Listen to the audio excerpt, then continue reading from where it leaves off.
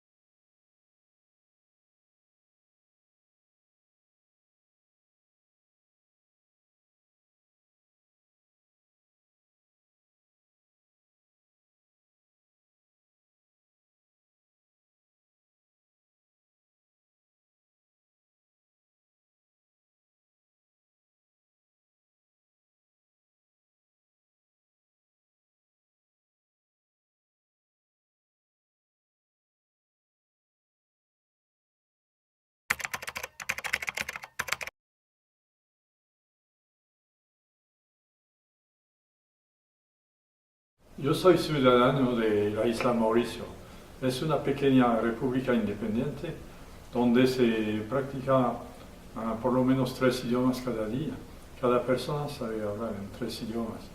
En francés, que es el idioma culto, el inglés, que es el idioma oficial, y el criollo, que es el idioma natural y vernacular de toda la gente. Pero se habla también chino, se habla hindi, se habla tamil, se habla bhojpuri. Hay 7 o 8 idiomas que están practicando cada día. Así que el multilingüismo es posible y es un beneficio para todos los que lo utilizan, porque cada idioma tiene su riqueza, su memoria y su significado propio. Así creo que es absolutamente necesario promover la cultura multilingüal y especialmente sostener a los idiomas así llamados menores, pero a veces no son menores, que todos los idiomas tienen un papel y tenemos que cuidar mucho al mantenimiento de estos idiomas, por la educación en las escuelas, por libros escolares y también yo creo que por una voluntad general de los gobiernos.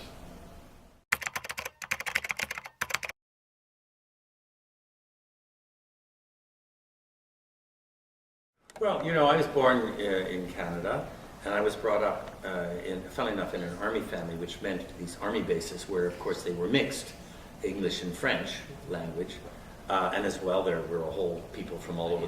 So I was brought up in that sort of sense that there were many, many cultures and possible languages, and that they had to figure out how to live together. The big test for human beings is that difference should not be a threat. That difference is a strength.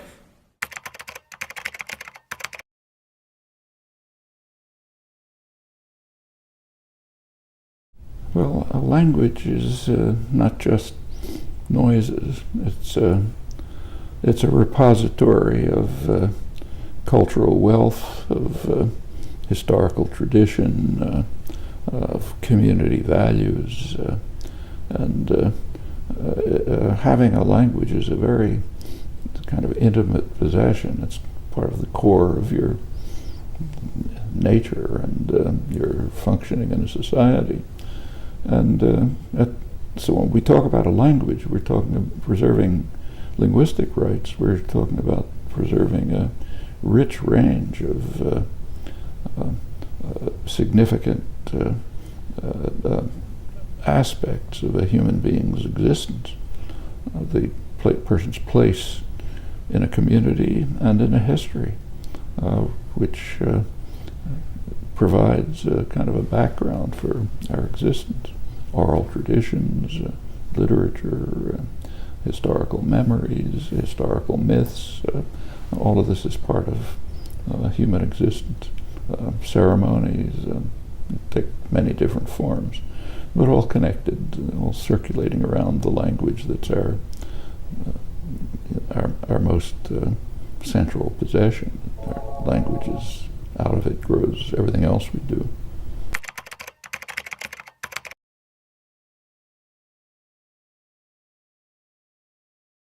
Alguns pensen que les llengües són només un mitjà de comunicació. No és cert.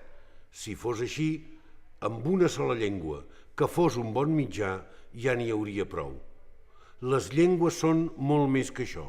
Són el medi, l'espai, l'ambient en què un viu, respira, aprèn a estimar, aprèn a conèixer, aprèn a viure.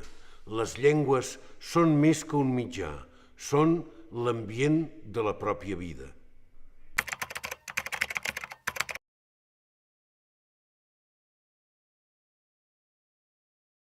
That if you somehow make the language be forgotten or lost, then also you will lose the culture, you will lose the very identity of the people.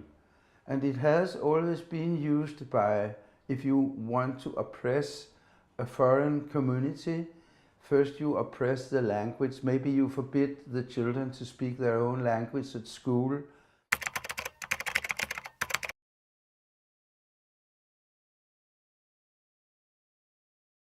És durant la infantesa i l'adolescència que nosaltres adquirim el vestiment lingüístic que ens ha de servir també per aprendre altres llengües. És molt important que la llengua de la comunitat, la llengua del territori, sigui present en tots els àmbits, en l'àmbit familiar i en l'àmbit social. I en aquest sentit, l'escola hi juga un paper fonamental, no només perquè contribueix a prestigiar la llengua, sinó també perquè n'assegura el coneixement en tots els àmbits i registres.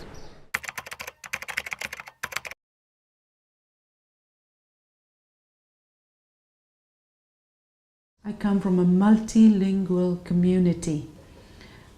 From about 2 years, any Naga child learns 2 languages as soon as they begin to speak, because that is the nature of our community. By the time they go to school at 5 or 6 years, they learn 2 more languages. So when they're 6 or 7, they already have 4 languages. And this is very natural to them. Multilingualism is a very natural aspect of our culture. I speak 5 languages now. And something that is very natural to us is code switching.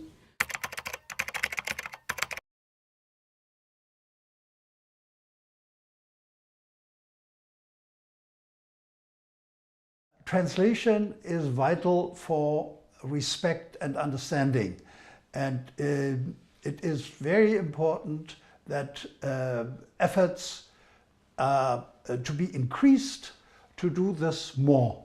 For example, now there are states and governments supporting translations of their works into other languages, but there are also areas and countries where that is not being done, and that is a very dangerous development.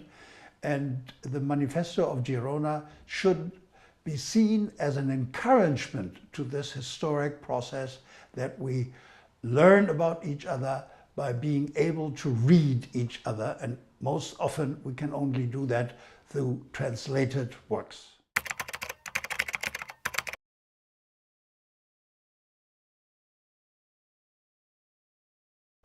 És coneguda la definició de Norman Mailer, segons la qual un mitjà és una nació que parla amb si mateixa.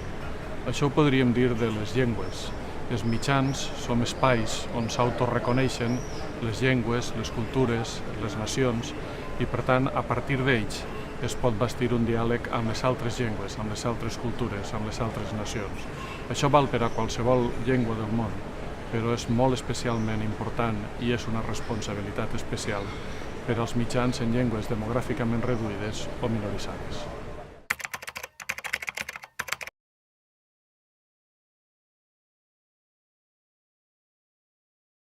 And I'm very much committed to the defense of small languages.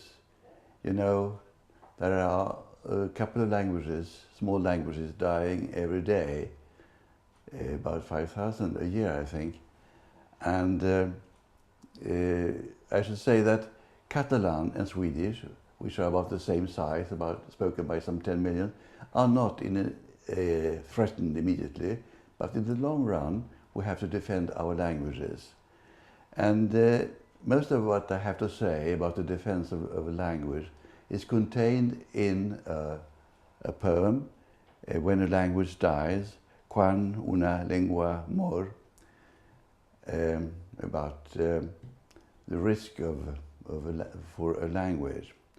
När ett språk dör, dör de döda för andra gången. Det vassa ordet som vände jorden i fuktigt glimmande fåror.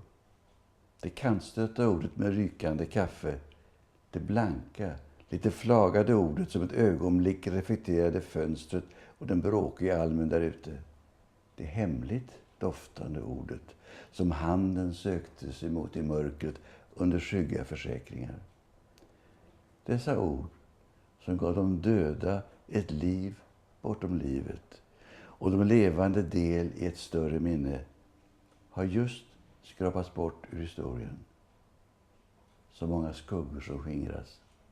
Utan ett namn att bo i tvingas de i slutlig exil.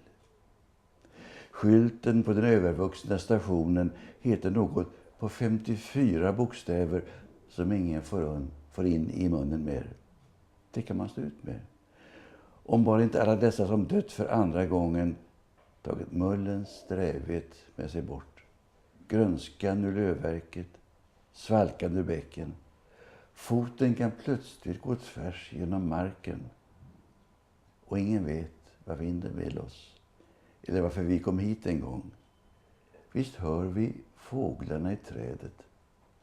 Men var har sången blivit av?